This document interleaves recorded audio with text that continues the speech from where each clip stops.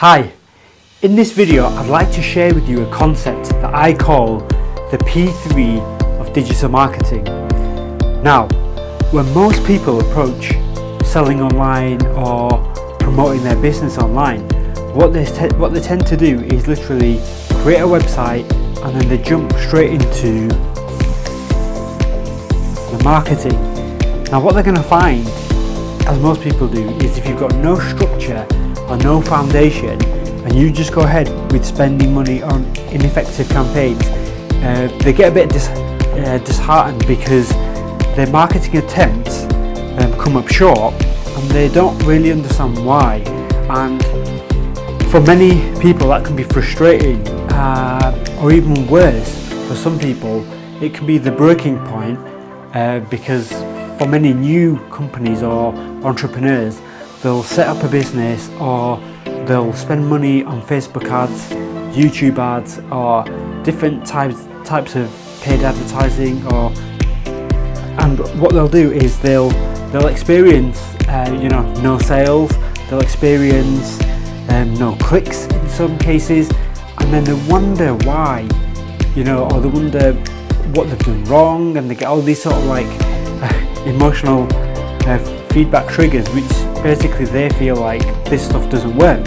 Now that is far from the truth, because marketing and paid advertising does work effectively if you know what you're doing. So what I'd like to do with you is I'd like to take that concept that most people have of marketing online as just marketing alone is not really going to get you the long-term results that you want.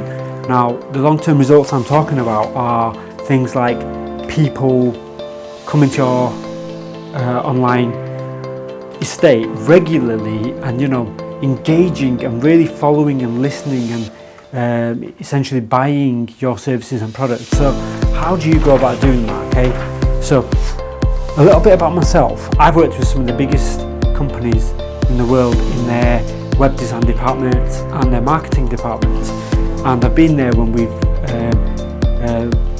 not only when I've created for them their new applications from scratch by doing user research and stuff. It's actually building the whole thing and then putting it live at the right time, so actually working with the marketing department to get the new service or product live.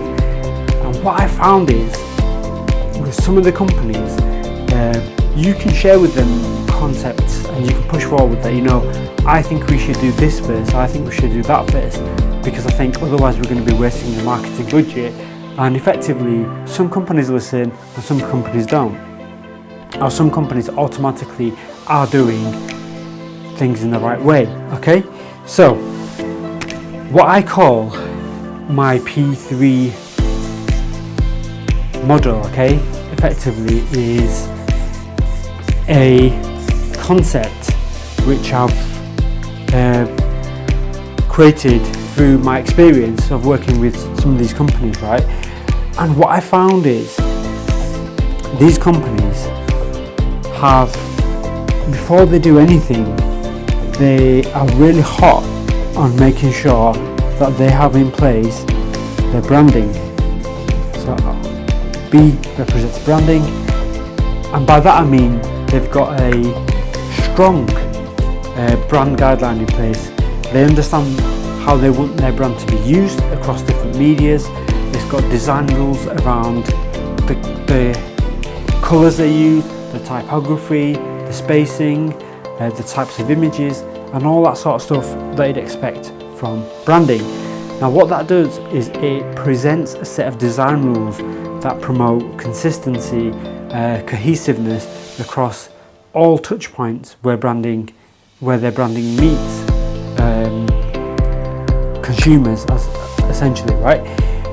Now, the other part of this foundational layer of the P3 model is the concept that some people, you might not have even actually heard of it actually, but in most cases some people have heard of it but they're not sure what it is. Now that is called user experience design, okay? Now user experience design is essentially the design of the journey that the user will go on, and it's basically having done user research of things like what is it that users are expecting from your website, or in more detail from a specific page, from a specific section, what are the tasks that they are going on there to do. And it's basically designing the journey by research, by working through iterative design concepts and validating them and dropping the ones that don't work. So essentially you're left with like a flow of steps and pages that your users, that are basically optimized for the user journey. Now, the reason why that's important is because you know for a fact that you've done your utmost best to ensure that you know what users are expecting from your website. You know that on your sales pages what people are expecting, what technical information they normally want to see before they go ahead and buy it, and you've made it really easy for them by the layout of it and the usability. And it's so easy now because you've done the research and you built it based on that research that it's effectively intuitive. They don't really need any hints, or they don't really need any information of how to function on the page. So effectively you're making that page so they don't have to think about anything. They can just go straight ahead and do whatever task they want to complete, or in the favour of most business owners, we make it easy for them to buy. And so these two things work together, okay? And I'll explain to you how they link together. Now, these two form the foundational piece of the P3 model, okay? So the next stage is going back to the original slide that we had on the flip chart, which was marketing.